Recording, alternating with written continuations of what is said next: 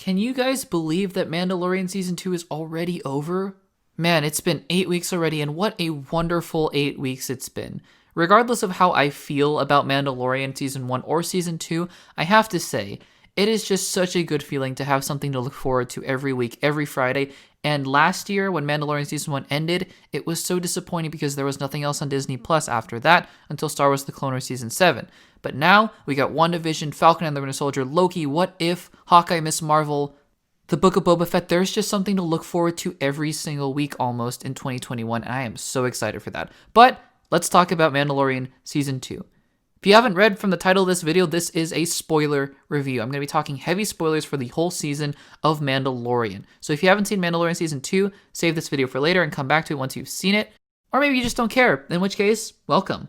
Make sure to subscribe and give this video a like, and without further ado, let's jump right into the review.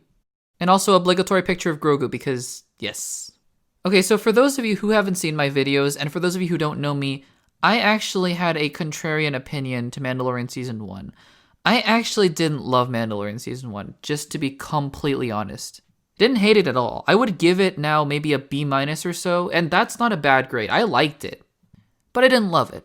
And I've said this in many of my individual Mandalorian reviews. And by the way, if you haven't checked out my individual episode breakdowns and reviews of The Mandalorian, by the way, if you haven't checked them out, then I'll leave the link in the description below to the playlist. Please go check them out and support the videos. But I talked about in those videos how I'm a huge proponent in television of an overarching story. I'm totally fine with each individual episode having their own little quirks and being their own little fun adventures, but I want an overarching story that continues to drive forward in some way in each episode. I love that kind of television. Even a show like The Office, one of my favorite shows of all time, they have some little filler episodes, but you can see where the arc of the entire season is going. Mandalorian Season 1 meandered a lot to me. I say this and people think I'm crazy, but honestly to me, I could watch episode 1 of Season 1 and probably jump to episode 7 and 8 without missing a ton. Of course, you miss a bunch of character development and all that, but plot-wise, you actually don't miss that much, which is kind of bizarre, actually. Well, I'm happy to say Mandalorian Season 2 sort of fixes that problem, kind of. So, okay, let's talk about it, because Mandalorian Season 2 to me is a very interesting case. Because look, it's one thing for me to evaluate each individual episode and give them a letter grade. I stopped doing that after a while because I just wanted to have a discussion, but I could have given each episode a letter grade and a number grade. And then you can just average them all out at the end and get a score for the whole season, but that's not really what this review is about, right? This review is looking holistically at all 8 episodes as a package. What do all 8 episodes bring when bundled together? And I think that's a really fascinating question because, guys, I enjoyed the majority of the individual episodes of The Mandalorian Season 2. However, I also did enjoy most of the individual episodes of Mandalorian Season 1. I just didn't think they functioned that well as a whole unit. The nature of The Mandalorian, whether or not you like it, is that they are very standalone episodes in their own way. For me, I am not someone who enjoys that much. So Mandalorian Season 2, I will go quickly episode by episode. I'm not going to give individual reviews. Again, you can check out my individual reviews below. But just to give you an idea of how they fit into the larger story, Episode 1, let's be honest, was mostly filler. The only important thing that carried over was the Boba Fett armor, which is important, but again, out of a 56-minute episode, that was it. Episode 2 was genuinely filler. I mean, Frog Lady and memes and everything, but no, it was genuinely filler. Episode 3 was less filler, but it followed that same format of, hey, so you have information that I want, and the person's like, yeah, I have information that you want, but do something for me before I give you that information. Episode 4 was my favorite episode of the season because it felt contained, yet it felt important towards the rest of the season, which it was. It had implications for the rest of the season with the Snoke clones, Moff Gideon hanging about. It felt relevant. Episode 5, while cool and awesome in itself with Ahsoka, was also kind of filler. She was like, hey, just head off somewhere else, you know? Episode 6, though, picked up really nicely with the story. It was like, okay, we get it. We've been meandering for a little while. This is the story. We got to get Grogu onto the Seeing Stone. No more delaying. No more delaying. And then oddly enough, Episode 7, while it was sort of a distraction, it sort of felt more necessary than Episodes 1, 2, and 3.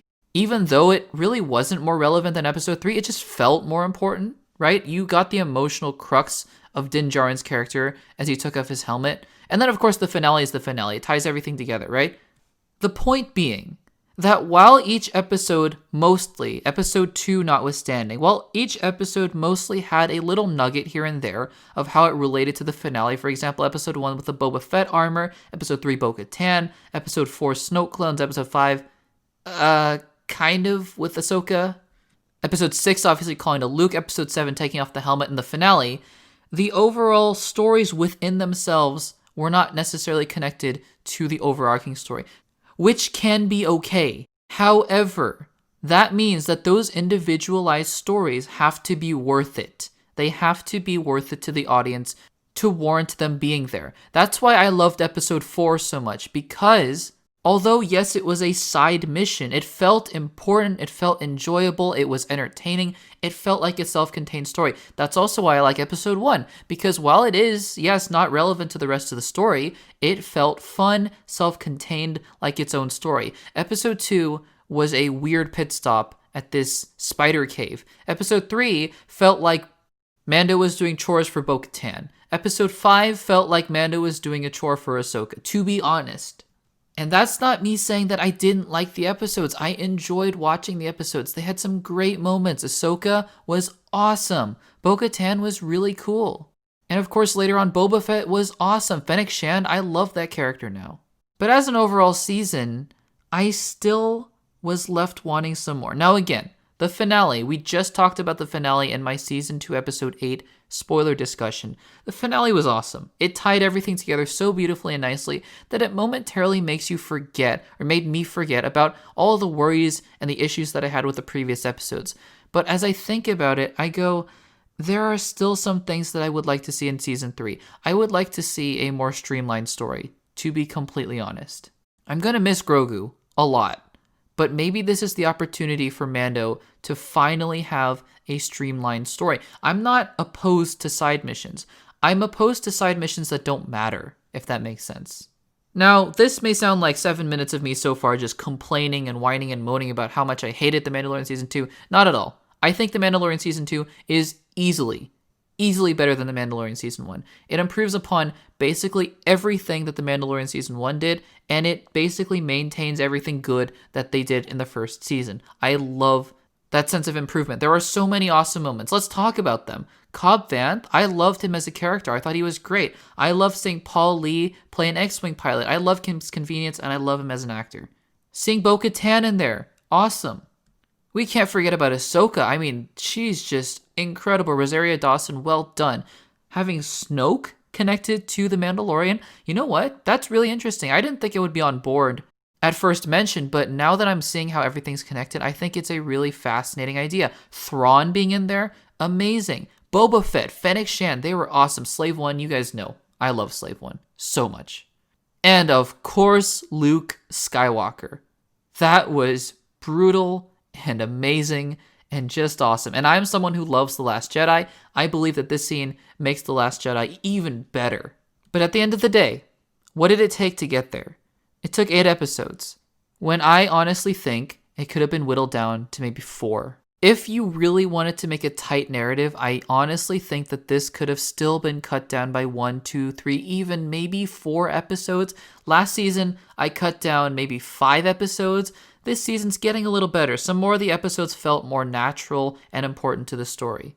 But we still have a ways to go. I mean, I'm seeing improvements, and maybe this is just a completely subjective thing. Maybe they're just not going to pay attention to this and just have Mando go on side quests, and that's The Mandalorian, you know? It's not going to be a WandaVision where each episode is sequential and it's going to make sense and it's going to matter to the overall story, because that's what I like about television. But you know what? Jon Favreau's not asking me for suggestions, and that's totally fine because he made an awesome show. I'm just saying, I hope this is a trend rather than just a couple episodes happen to be more important, you know? But at the end of the day, the finale sealed the deal. The finale tied together everything good about The Mandalorian. It brought back a character that we love and know from the original trilogy, just like how The Mandalorian Season 2 had been bringing characters in from all different parts of Star Wars canon, but it did so in a way that didn't make him feel intrusive to the story. It felt natural, felt logical, felt like he fit right into the story. It brought emotion. Season 1, while it had some emotional moments, IG-11, Kuiil, didn't pack the emotional oomph that this finale had. with Pedro Pascal taking off the helmet and seeing Grogu for the first time, face to face. It upped the action. The action was incredible. The Dark Troopers, the lightsaber fighting, the spear fighting, the gunslinging. The finale represented everything good about The Mandalorian, and honestly, it did a great job of covering up any significant flaws that I thought it might have. And I did really enjoy this season of The Mandalorian. I did. So don't hear this video and hear me complaining and whining and moaning about everything I hate. No, I loved this season of The Mandalorian. And I think that because it has room to improve even more, in my opinion, that's a testament to how much more amazing it can be in future seasons. So again, Mandalorian Season 2 had some brilliant moments. It improved upon almost everything in Mandalorian Season 1. It kind of kept some consistent flaws that I didn't like from Season 1, but it introduced some new characters, brought in some new character arcs, emotional depth. And so I'm going to give Mandalorian Season 2 a B+, and an 8.75 out of 10. I still think that there is a lot of room to go, but we're getting there, and it's already awesome as it is.